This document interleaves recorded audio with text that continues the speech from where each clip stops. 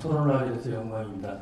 저는 염론재 교수님이 발표하신 내용 중에서 홍콩 중국의 이제 일국 양제와 이제 통일에 대한 관점에 대해서 중점적으로 말씀을 드리겠습니다. 그래서 올해 이제 9월부터 홍콩에서 대규모 민주화 시위가 일어났고 지금도 사실 진행 중인 상태죠. 그래서 그걸 보면서 이제 많은 사람들이 그동안 이 일국의 양제가 큰 문제 없이 잘 유지가 되어 왔는데 이제 좀 불안한 상황이 조성되는 게 아니냐 이런 이제 생각을 많이 하게 됐죠. 근데 저는 기본적으로 이 일국 양제의 시스템 자체, 그러니까 이 One Country, Two Systems 이 자체가 내재적으로 문제가 좀 있다, 갈등 요소가 분명히 있다 이렇게 봅니다. 그래서 현재 이제 아까 말씀하셨듯이 이 홍콩을 지배하는 법적 도구가 두 개가 있습니다. 하나는 이제 1984년대에 발표된 영국 중국 간의 이제 공동선언이 있고, 그리고 이제 이후에 만들어진 이 기본법 베이직 로가 있습니다. 이 공동선언 안에는 이 주기적으로 선거를 한다 이런 얘기가 분명히 들어있고, 기본법에는 이제 1인 1표를 규정을 하고 있습니다. 그래서 홍콩이 1997년도에 중국에 반환됐을 때 제가 이제 들은 바로는 홍콩 사람들은 사회주의 시스템으로 들어간다 이런 생각을 갖기보다는 이제 영국 지배, 영국의 총독이 아니라 홍콩 사람들의 손으로 직접 지도자를 뽑을 수 있다는 그런 희망을 많이 가졌던 것입니다. 그런데 이제 이 시간이 지나서 올해 이제 2014년 8월 30일 중국 전국 인민대표대회 상무위원회에서 결정을 했죠. 새로운 행정장관을 2017년에 뽑는데 여기 이제 주로 이제 친중국계 인사들로 구성이 될 것으로 예상되는 그런 후보 추천위원 1,200명 가운데 이 절반 이상의 지지를 얻은 후보 2명에서 3명 정도만 입후보할 수 있게 이제 선거안을 제시를 한 거죠. 그런데 이런 결정 자체가 아까 얘기한 홍콩 사람들이 자기들의 지도자를 직접 뽑을 수 있다는 그 희망을 사실상 무산시키고, 더 심한 경우에는 이 중국 정부한테 청소도 속은 게 아니냐 이렇게 하려고 해놓고 무마한 것이 아니냐 이런 생각을 갖게 만든 측면이 충분히 있습니다. 그래서 홍콩 사람들이 다수가 원하는 것은 1인 1표제를 통한 직선인데 이 중국 정부가 원하는 지도자를 뽑겠다는 그것을 너무 노골화시킨 것, 여기서 이제 충분히 갈등의 소지가 있었다 이렇게 봅니다. 그래서 일국 양제가 적당히 절충해서 이렇게 시행을 하면 유지가 될 것 같지만 그것도 어디까지나 이 주종관계입니다. 중국에서는 중국 정부가 주고 종은 팔로우는 홍콩이 되겠죠. 그래서 이것을 우리가 이제 분명히 인식할 필요가 있다는 거죠. 중국 정부가 어쨌든 간에 이 정치적으로는 사회주의 시스템을 고수하는 한 이런 갈등 요소는 언제든지 폭발할 수 있는 그런 요소가 된다 이렇게 봅니다. 그래서 우리가 역사적인 예를 봐도 민주주의를 지향하는 세력이 이 사회주의 시스템 하에서 공존한 사례가 없었다. 과거에 소련 동유럽에서 반체제가 운동이 발생했던 바로 이런 것이죠. 그래서 1997년에 홍콩이 귀속될 때 대만의 리덩위 총통이 그런 말을 했습니다.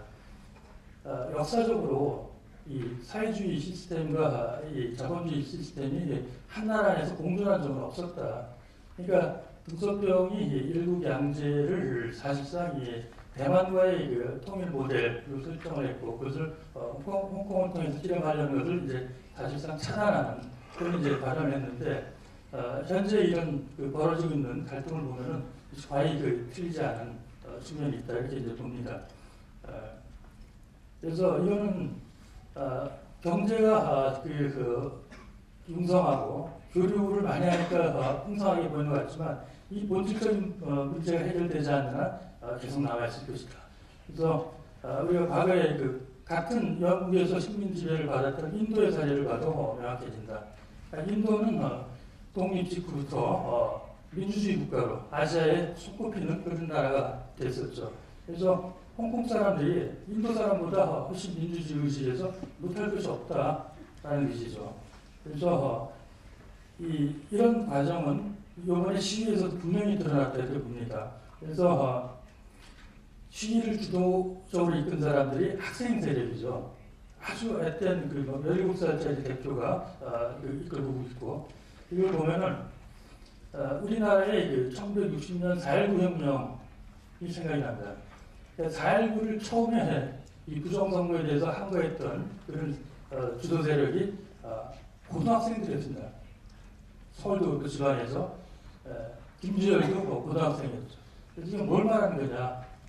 이 4.19 직후에 이 사상계라는 유명한 잡지에서 4.19에 대해서 이제 평가를 한 글이 있는데 거기 보면은 어떤 대학생이 원인을 제일 잘 분석했다고 이렇게 이래됩니다. 그래서 민주주의를 초등학교 때부터 배우고 익힌 그런 사람들, 그러니까 기성세대보다 먼저 민주주의를 배우고 그것을 내면하는 사람들이 자기의 배운 가치와 어긋나는 그런 행동들을 실제로 볼 때 행동에 나서게 되는 것. 그래서 고등학생들이 나섰다. 그런 면에서 이제 홍콩의 이 민주주의 의식 미래는 밝지만 중국과의 충돌은 여전히 잠재되어 있는 것이 아니냐, 이렇게 이제 봅니다. 그래서 이 한반도 문제에 제가 결부를 시키면 최근에 북한에서 외무상이 통일 한반도가 일국양제 훌륭한 모델이 될 수 있다. 법도 대상이 될 수 있다. 이런 말을 했다고 하는데, 근데 이게 뭘 의미하는 것인가 좀 생각해 볼 필요가 있다고 봅니다. 그래서 북한 입장에서는 일국양제를 통일 모델에 적용한다 그러면 한국이 남한이 홍콩이 되고 북한이 중국처럼 되는 것을 원하겠죠. 우리 입장에서는 당연히 북한이 홍콩이 된다면 일국양제는 대안이 될 수 있습니다. 그러니까 북한에서 자본주의를 받아들이는 혼란을 극복을 하고 또 자유민주주의를 배워가는 과정으로서 일정 기간 일국양제를 최선은 아니지만 차선으로 선택한다면 그것은 고려 대상이 될 수 있다. 그래서 분명히 해야 된다고 봅니다. 그 반대는 우리는 허용하죠. 한국이 홍콩처럼 돼서 일국양제를 한다는 것은 북한의 밑으로 들어가겠다는 말밖에 이제 안 되기 때문에 그런 점을 전제를 하고 우리가 분명히 일국양제를 볼 필요가 있지 않냐 생각합니다. 이거는 한 가지만 더 예를 들면은 연방제와 유사하다고 생각합니다. 북한에서 제시하는 연방제와 일국양제가 무슨 공통성이 있느냐. 북한에서 저는 그런 생각을 했었습니다. 연방제가 어떻게 갑자기 나왔냐. 1960년 4.19 직후에. 김일성이 머릿속에서 어떻게 그 연방제가 나올 수 있었느냐. 네? 김일성이 그런 걸 학습을 많이 한 사람도 아니고 잘 모를 텐데 그것은 소련을 통해서 나온 것입니다. 소련에서 김일성한테 제안을 했는데 나중에 김일성이 그걸 받아들였죠. 그래서 당시 상황에서 북한은 총선거를 통해서 남북 통일을 계속 주장했는데 연방제를 하게 되면은 이 남한 사람들이 공산주의에 대한 우려를 불식시키고 북한이 원하는 방향으로 장기적으로 통일을 추구할 수 있다는 점이라는 것이죠. 그래서 지금 북한이 만약에 일국양제를 얘기한다면은 북한 주도의 무슨 정말 적화 통일 전략을 단방에 이루기보다는 그런 생각을 못할 겁니다. 지금 상황에서. 왜냐하면 한국이 너무나 압도적으로 경제적으로 앞서 있고 따라잡기가 어렵기 때문에 마치 북한에 원하는 체제와 방향을 위해서 시간을 벌고 충분히 숨 돌릴 여유를 갖기 위해서 일종의 연방제나 일국양제 같은 시스템을 차선으로 하나의 아주 나쁘게 말하면 꼼수로 생각할 수는 있을 것이다. 이런 측면을 분명히 생각하면서 북한과의 그런 문제를 보고 또 현재 벌어지고 있는 그 시위 그리고 중국에서의 중국과 홍콩의 그 일부 양제를 검토할 필요가 있지 않나 이런 생각을 해봅니다.